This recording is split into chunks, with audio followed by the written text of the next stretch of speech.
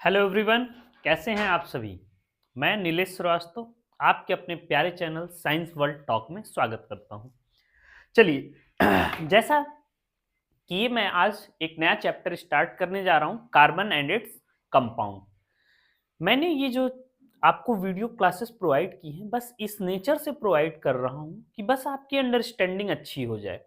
ये नोट्स नहीं है कोई, ये कह सकते हैं कि कोई बहुत अच्छा, मतलब आप नज़रिए में मैं ये बताना चाह रहा हूँ कि आप ये ना सोचें कि हम इतना ही कर लें तो मोर देन इनफ है। नहीं, ये तो बस आपके लिए एक ऐसा प्लेटफ़ॉर्म है, जहाँ मैं चीज़ों को कंसाइज़ करके एक तरीके से आपको समझाता हूँ, जिससे आप चीज़ों को समझ पाएँ, एक अंडरस्टैंडिंग बना पाएँ। जिन लोगों की राइटिंग स्किल अच्छी है, उनके लिए ये शॉर्ट नोट इनफ है। लेकिन जिनकी राइटिंग स्किल अच्छी नहीं है, वो प्रॉपर नोट्स बनाएँगे। मैंने कहा है कि चीज़ों को बस आप शॉर्ट में नोट करिए। अगर आप नोट करते हैं, तो एग्ज़ाम के टाइम आप इतने मॉक टेस्ट दे चुके होंगे कि आपको बनाना आ जाएगा। ये क्लासेस फ्रूटफुल होंगी आपके लिए तब, जब आप क्या कर रहे होंगे, इन वीडियो क्लासेस को 1.5 की स्पीड पे एग्ज़ाम से पहले 2 से 3 टाइम देख लीजिए। इसमें क्या होता है कि आपको नोट्स पलटने की ज़रूरत नहीं है। आप बस तेज़ी से देखते जाएँगे, चीज़ें आपको दिखाई देती चली जाएँगी। इसीलिए मैंने कहा कि मैं सा वो कहते हैं ना, गागर में सागर भर देना, वही मैं यहाँ काम कर रहा होता हूँ।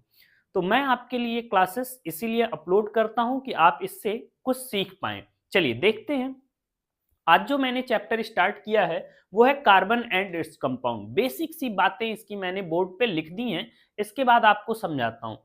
लिखने का पीछे मेरे मेन उद्देश्य यही होता है कि मैं बोलते वक़्त लिखूँगा, टाइम किल होगा और उससे कोई फ़ायदा होगा नहीं। हम इसको इलैबोरेट कर लेते हैं, लिखी हुई चीज़ें आपके पास अवेलेबल हैं।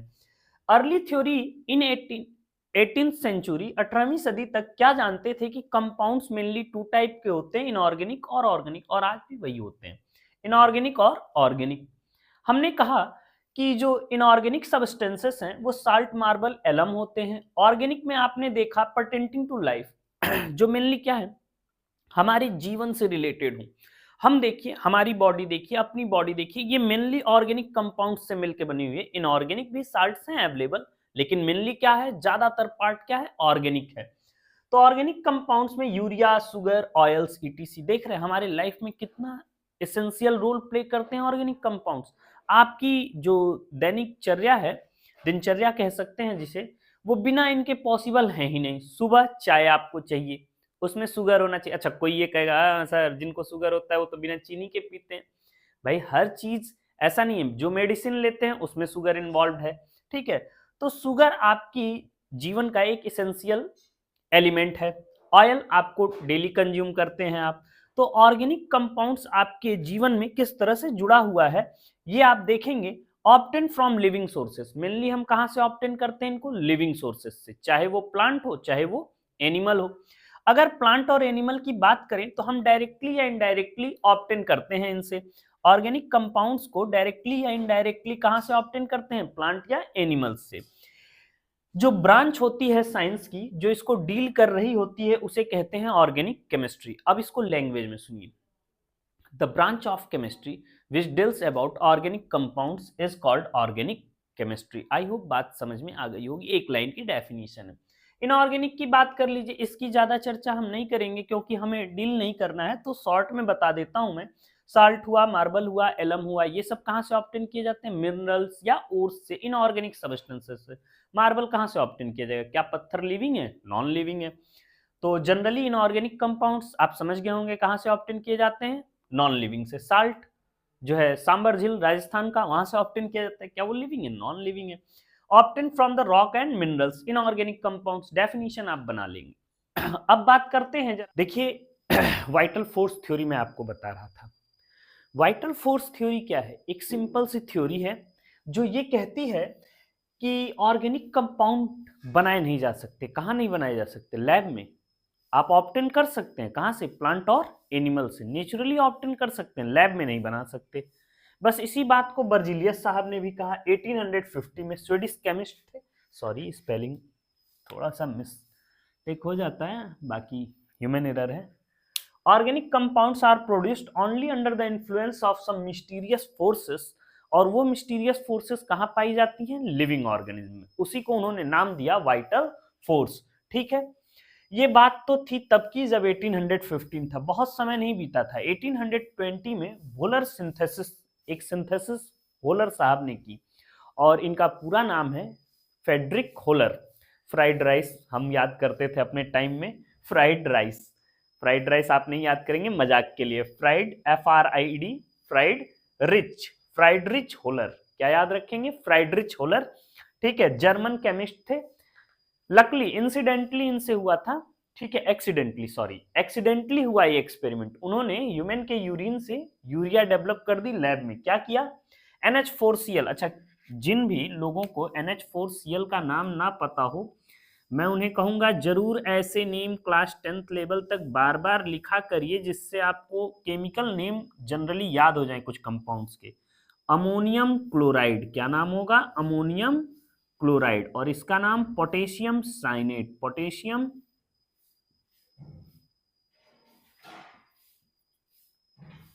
पोटेशियम साइनेट।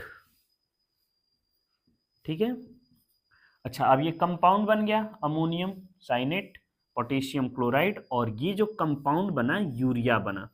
ये जो चीजें हो रही हैं यहाँ, हीट जरूर हीट दिखा लेंगे, ये रीअरेंजमेंट है। क्या है? रीअरेंजमेंट। मैंने आपको बता रखा है कि देखिए फाइनली जो रिएक्शन होता है केमिस्ट्री में ना, वो एटम्स का रीअरेंजमेंट ही है। क्या है? एटम्स का रीअरेंजमेंट।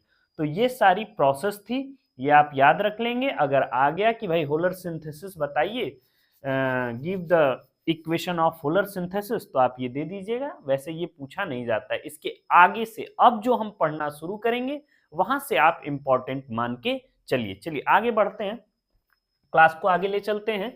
सबसे पहले मॉडर्न थ्योरी बता दें, बता दें ये सारा। जिन लोगों को नोट आउट करना हो कर लिया करिए, शॉर्ट नोट्स बन जाएगा इससे, आपका बहुत ज़्यादा इशू नहीं है। और वाइटल फोर्स थ्योरी फिनिश हो गई। वाइटल फोर्स थ्योरी के बाद अगला जो हम पढ़ने जा रहे हैं वो है हमारा, बताइए क्या है? मॉडर्न। मॉडर्न डेफिनेशन क्या कहती है? मॉडर्न डेफिनेशन कहती है, मॉडर्न डेफिनेशन, मॉडर्न डेफिनेशन किस चीज की? ऑर्गेनिक कंपाउंड्स की। किसकी? Organic compounds. देखिए, कार्बन हाइड्रोजन विथ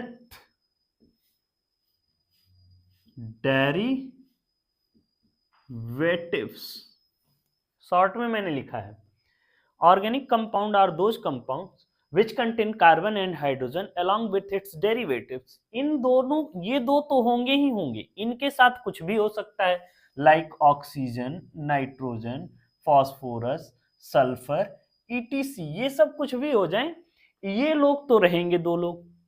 बात आ गई, इतनी बात आपकी समझ में आ गई। तो कुछ एग्जाम्पल देखते हैं। सर, कार्बन डाइऑक्साइड और कार्बन मोनोऑक्साइड, क्या ये ऑर्गेनिक कंपाउंड है कि नहीं है?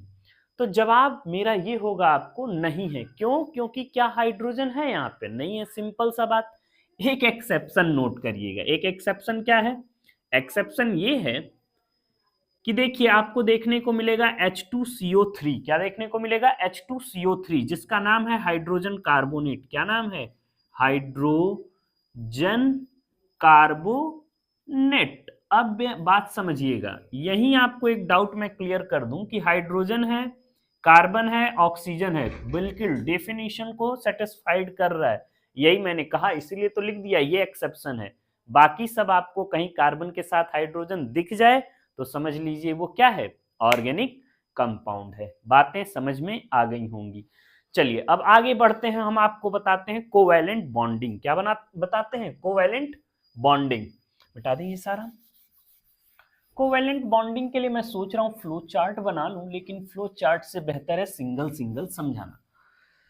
चलिए कोवैलेंट बॉन्डिंग देखते हैं क्या होता है। सबसे पहले कोवैलेंट बॉन्डिंग से पहले कुछ बेसिक चीजें।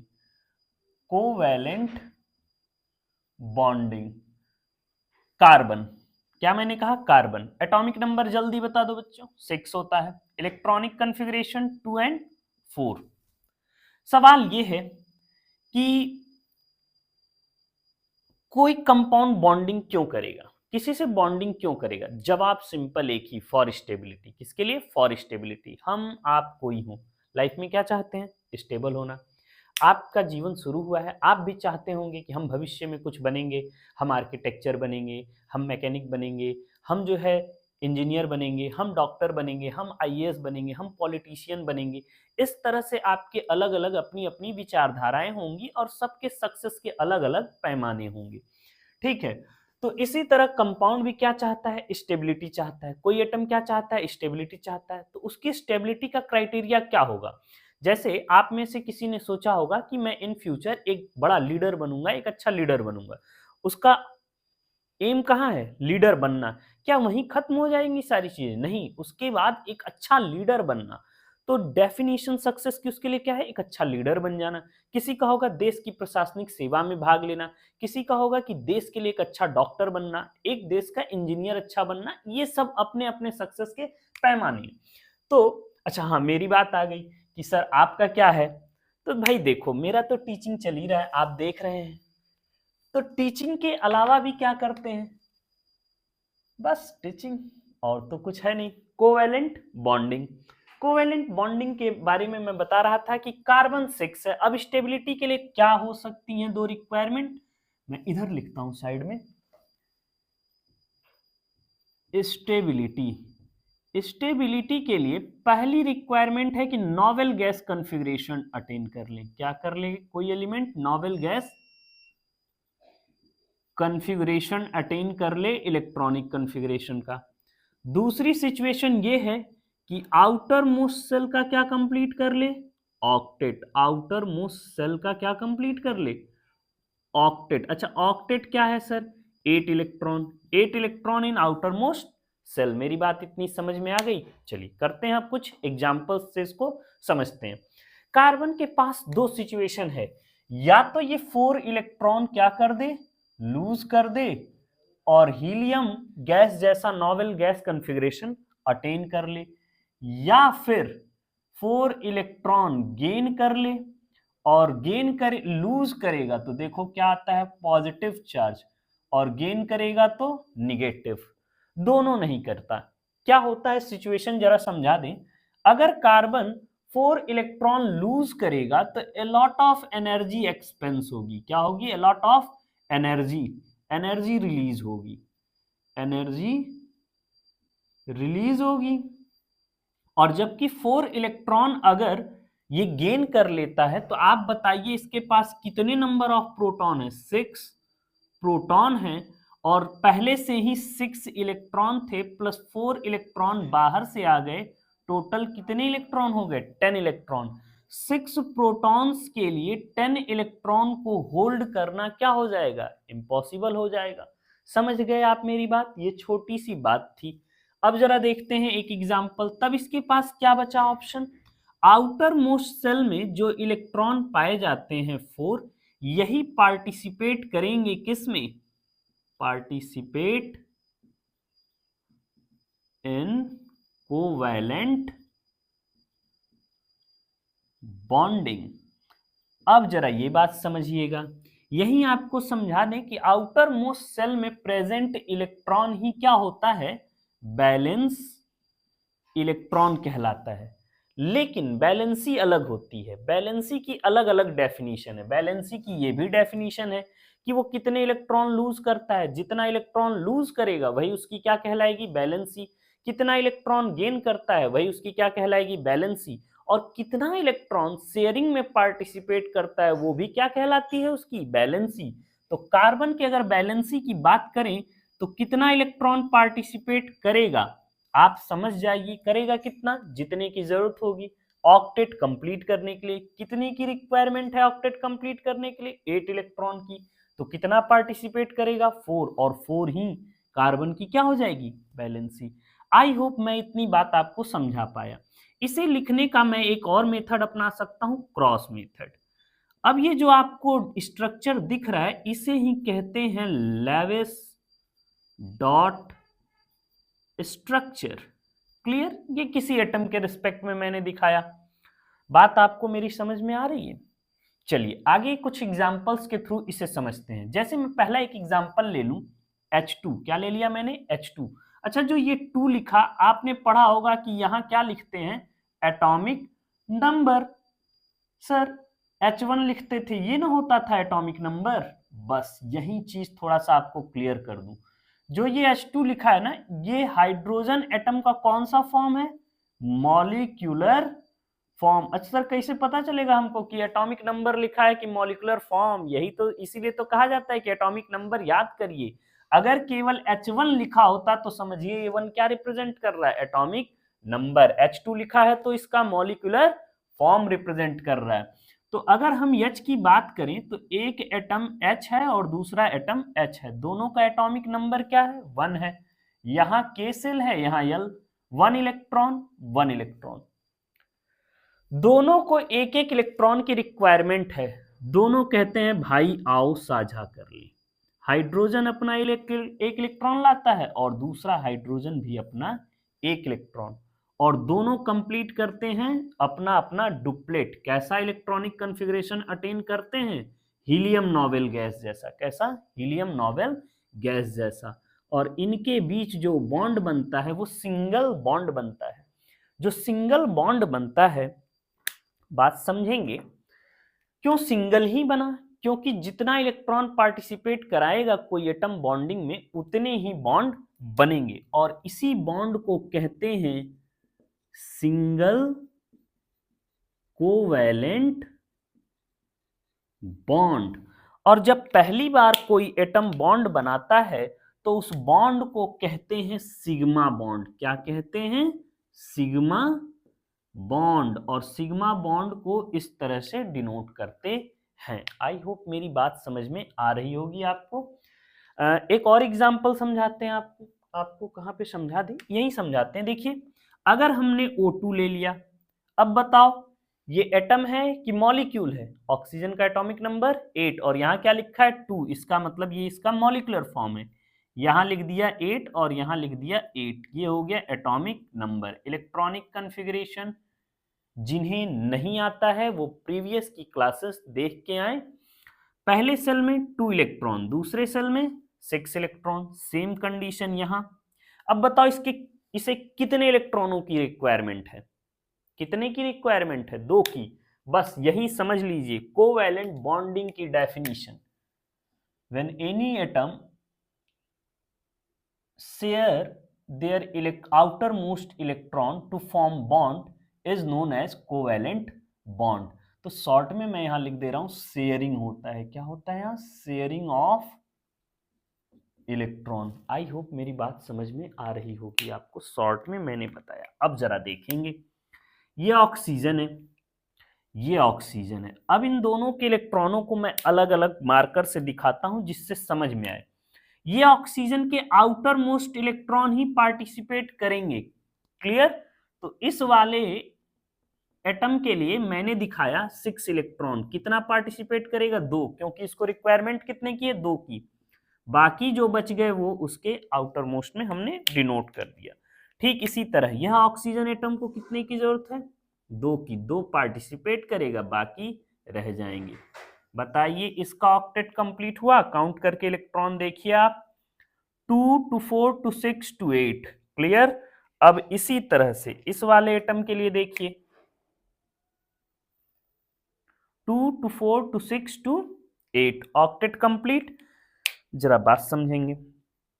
अब मैं यहां बना रहा हूं, देखिए ये ऑक्सीजन रहा, ये ऑक्सीजन रहा। दोनों ने कितने इलेक्ट्रॉन दिए हैं? 2। तो डबल बॉन्ड बना। अब मैं जनरली ऐसे लोन पेयर दिखा दे रहा हूं। अब इन इलेक्ट्रॉनों को क्या कहते हैं जरा ये समझिएगा। ये जो आपको पेयरिंग में दिख गए इलेक्ट्रॉन ना, इसे कहते हैं lone pair electron. Lone pair electron क्या होते हैं? Does not participate in bonding. जो बॉन्डिंग में पार्टिसिपेट नहीं करते, पेयर में मौजूद हैं। क्या ये सिंगल भी हो सकते हैं? हाँ, सिंगल होते हैं। उनको क्या कहते हैं? आगे स्टडी करेंगे हम। पहले आप इतना नोट डाउन कर लो, मैं साइड हो जाता हूं, फिर अगले कुछ और 1-2 एग्जांपल्स से बताता हूं। अच्छा, एक और चीज बता लूं यहाँ पहले। बताइएगा यहां, अगर हमने कहा पहली बार जब बॉन्ड बनता है तो वो सिग्मा होता है, तो दूसरा वाला क्या है, पाई बॉन्ड है। क्या है, पाई बॉन्ड। इसे ऐसे रिप्रेजेंट करते हैं। और याद रहे, किसी भी मॉलिक्यूल या स्ट्रक्चर के फॉर्मेशन में सिग्मा कै बार बनता है, बस एक बार। कै बार, एक बार। उसके बाद क्या बनता है, जो भी बॉन्ड बनता है वो क्या होता है, पाई बॉन्ड होता है। क्लियर? आई होप मेरी बात आपकी समझ में आ गई होगी। नोट डाउन करिए, फिर मैं इरेज कर दूं।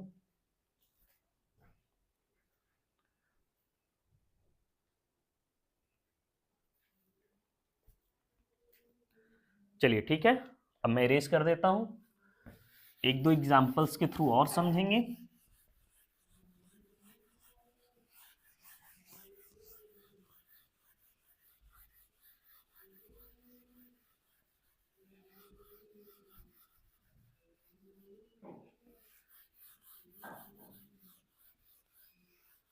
शेयरिंग क्यों करता है कोई एटम, स्टेबिलिटी के लिए।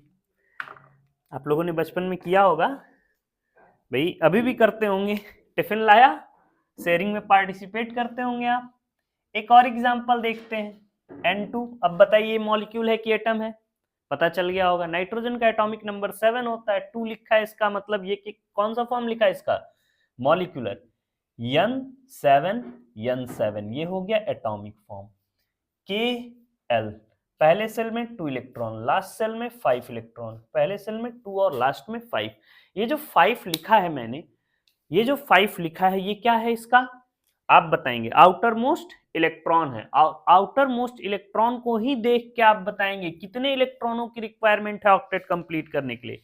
आई होप आप मेरी बात समझ रहे होंगे। 8 इलेक्ट्रॉनों की रिक्वायरमेंट है।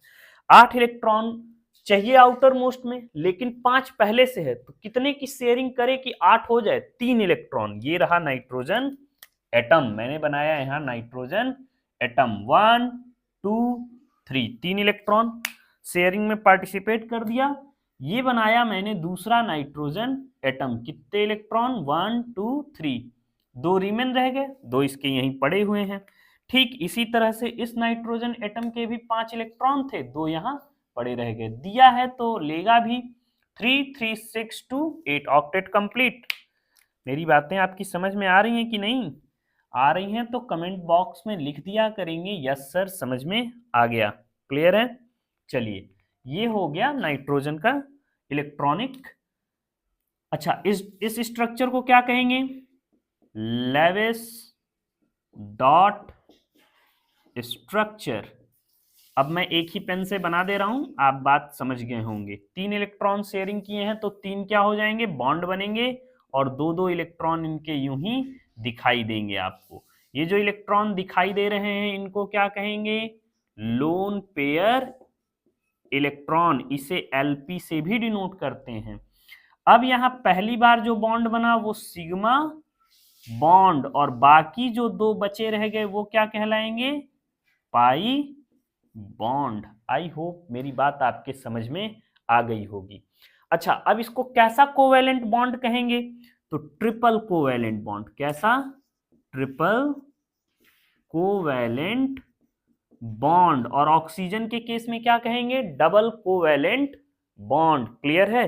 एक प्रैक्टिस करके आप देखिए, रफ कॉपी लेके बैठिए और बनाइए Lewis dot structure of Cl2 molecule, Br2 molecule, I2 molecule, F2 molecule, ठीक है, CH4। चलिए, ये CH4 मैं बताता हूं, बाकी का आप घर प्रैक्टिस करेंगे, एटॉमिक नंबर पीरियोडिक टेबल से देखेंगे और उसको बनाएंगे।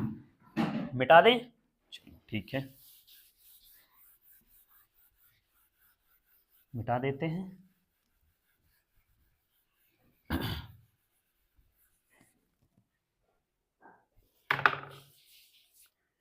चलिए आइए आगे देखते हैं।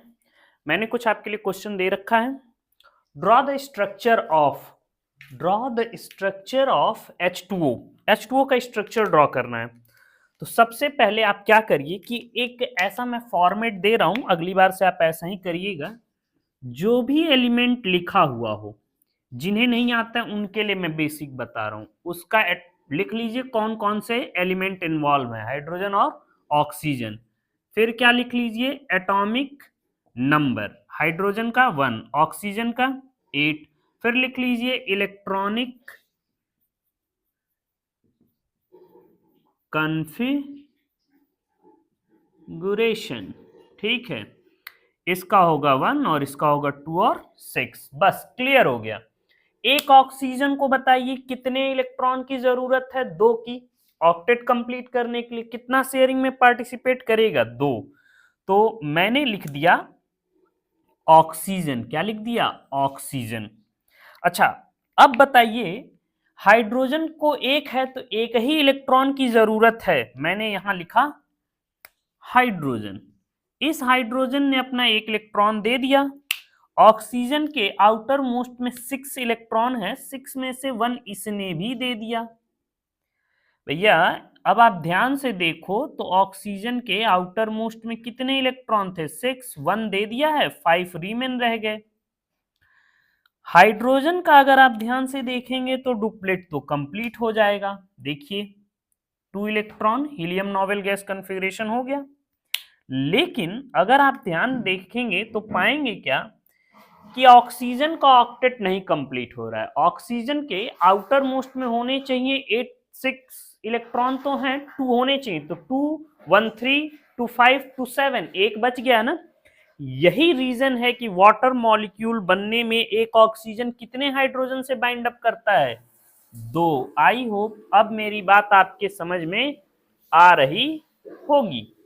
देखिए हाइड्रोजन का डुप्लेट कंप्लीट। अब सेम ऑक्सीजन जिन जिन लोगों को दिया है उन उन लोगों से क्या करेगा, हाइड्रोजन के इलेक्ट्रॉन को लेगा भी। तो आप काउंट करके देखिए, 2 to 4 to 6 to 8, और इस तरह से आप क्या पाते हैं कि ऑक्सीजन का भी ऑक्टेट क्या हो गया, कंप्लीट हो गया। जब ऑक्सीजन का ऑक्टेट कंप्लीट हो गया तो अब फॉर्म करेंगे इनका बॉन्ड स्ट्रक्चर। क्या फॉर्म करेंगे, बॉन्ड स्ट्रक्चर, सॉरी इसको ऐसे बनाइएगा, बॉन्ड स्ट्रक्चर फॉर्म करिए। ये तो था Lewis dot structure. Bond structure में देखेंगे एक ऑक्सीजन सिंगल बॉन्ड इधर हाइड्रोजन से और सिंगल बॉन्ड इधर हाइड्रोजन से, और इसके लोन पेयर इलेक्ट्रॉन यूं ही दिखा दीजिएगा। ये हो गया वाटर का स्ट्रक्चर। लेकिन सर एक्चुअल में क्या ये ऐसे होता है, नहीं, एक्चुअल स्ट्रक्चर कैसा होता है, ऐसा होता है, ये हाइड्रोजन लोन पेयर यहां पे और यहां पे। क्या होता है, ऐसा क्यों हो जाता है, क्योंकि ये बॉन्ड पेयर और लोन पेयर के बीच रिपल्सन होता है, रिपल्सिव फोर्स वर्क करता है, जिसकी वजह से ये जो स्ट्रेट बॉन्ड है वो बेंड हो जाती है। ये तो हुआ वाटर का स्ट्रक्चर। अब चलिए CO2 की बात करते हैं। तो CO2 में भी सेम केस आप करिए। मैं यहाँ हाइड्रोजन मिटा दे रहा हूं, अब बचता है CO2। आप समझ रहे होंगे क्या करना होगा आपको, सबसे पहले कार्बन लिखना होगा, और कार्बन का क्या लिखना होगा, एटॉमिक नंबर।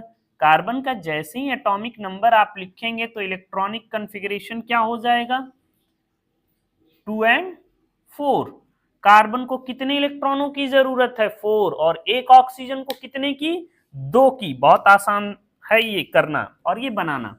एक ऑक्सीजन आया, 2 इलेक्ट्रॉन पार्टिसिपेट कर दिया। भैया देखो कार्बन का फंडा क्लियर है, या किसी भी एलिमेंट का जो जितना देगा हम भी उसको उतना ही देंगे। आउटर मोस्ट में 4 इलेक्ट्रॉन थे, 2 दे दिया, 2 बच गए हैं, 2 बच गए हैं। और आपको पता है कि कार्बन का ऑक्टेट कंप्लीट होने के लिए कितने इलेक्ट्रॉन चाहिए, 8। ऑक्सीजन ने तो 6 था, कंप्लीट करने के लिए 2 चाहिए, 2 पार्टिसिपेशन में लगा दिया है। और अब ध्यान से देखेंगे तो ऑक्सीजन का octet complete 2 to 4 to 6 to 8। अब जरा इधर देखिए, इस साइड सेम ऑक्सीजन एक और एटम आएगा और वो क्या करेगा, अपने 2 इलेक्ट्रॉन देगा, बाकी रिमेन इलेक्ट्रॉन इसके पास रह जाएंगे। ऑक्सीजन का ऑक्टेट हो जाएगा कंप्लीट। अब कार्बन जिन जिन लोगों को दिया है उन उन लोगों से लेगा भी तो। कार्बन को देखते हैं, ऑक्सीजन को दिया है तो 2 2 4 2 6 2 8। समझ में आया आपको। और इस तरह से इनके बीच जो बॉन्ड बनेगा, carbon double bond oxygen, double bond oxygen. अभी आप 10th लेवल पे बॉन्ड शिफ्टिंग नहीं भी दिखाओगे तो कोई दिक्कत नहीं है। सर यहाँ क्रॉस से बनाए, यहाँ डॉट से, आप कोई एक बना लो, चलो क्रॉस बना देते हैं, कोई इशू नहीं है। वो तो बस रिप्रेजेंटेशन है। वो क्या है? रिप्रेजेंटेशन है। ये बॉन्ड स्ट्रक्चर है। ये क्या है? बॉन्ड स्ट्रक्चर है और ये लेविस डॉट स्ट्रक्चर है। अब यही सवाल आता है सिग्मा और पाई बॉन्ड का। मैं आपसे पूछ लूं, बताओ CO2 मॉलिक्यूल में कितने सिग्मा बॉन्ड है? कार्बन और ऑक्सीजन के बीच देखिए कितने बॉन्ड बने हैं? 2। तो एक क्या हो जाएगा? सिग्मा, और एक क्या हो जाएगी? पाई। एक हो जाएगा सिग्मा और एक हो जाएगा पाई। ये भी पाई और एक एक क्या बने हैं? सिग्मा बने हैं। तो बताइए नंबर ऑफ सिग्मा बॉन्ड कितने हो गए? 2। और नंबर ऑफ पाई बॉन्ड कितने हो गए? 2। जबकि हम पूछ लें आपसे लोन पेयर इलेक्ट्रॉन बताइए तो 2 to 4 to 6 to 8। 8 नहीं बोलेंगे, हमने पूछा लोन पेयर। तो कितने हो गए? 1 2 3 4। 4 लोन पेयर इलेक्ट्रॉन। क्या ये स्ट्रक्चर बनाना आ रहा है आपको? तो ठीक केस NH3 पे अप्लाई करिए, प्रैक्टिस करिए और बताइए। वीडियो पॉज करिए, NH3 को बनाइए। अब इसके बाद हम आपको कुछ physical properties of covalent bond बता देते हैं।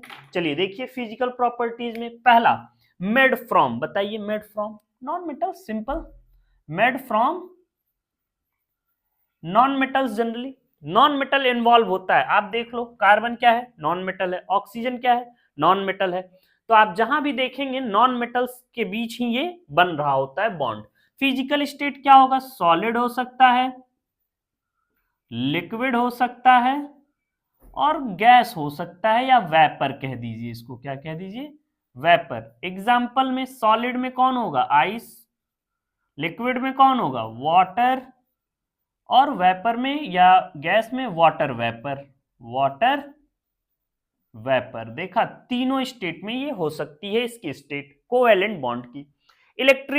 Electrical conductivity. इलेक्ट्रिकल कंडक्टिविटी बताइए कैसी होगी? लो होगी। लो होगी, ठीक है। एक्सेप्ट 2 एक्सेप्शन है, 2। कौन कौन से? HCl और H2SO4। क्यों? क्योंकि ये देते हैं H plus ion in their aqueous solution. अच्छा, आयनिक सोल्यूशन कोई भी हो, अगर आयनिक सोल्यूशन होगा तो इलेक्ट्रिकल कंडक्टिविटी होगी, चाहे वो कोवैलेंट बॉन्ड फॉर्म करे चाहे वो आयनिक बॉन्ड फॉर्म करे। अगर उसके आयन टूटे तो फिर काम शुरू। CH4 कभी आयन देगा ही नहीं, CH4 कभी आयन देगा ही नहीं, CO2 कभी आयन देगा ही नहीं। तो वो लोग क्या करेंगे? इलेक्ट्रिकल कंडक्टिविटी शो नहीं करेंगे। सॉल्युबिलिटी की बात करते हैं। Soluble in organic solvent.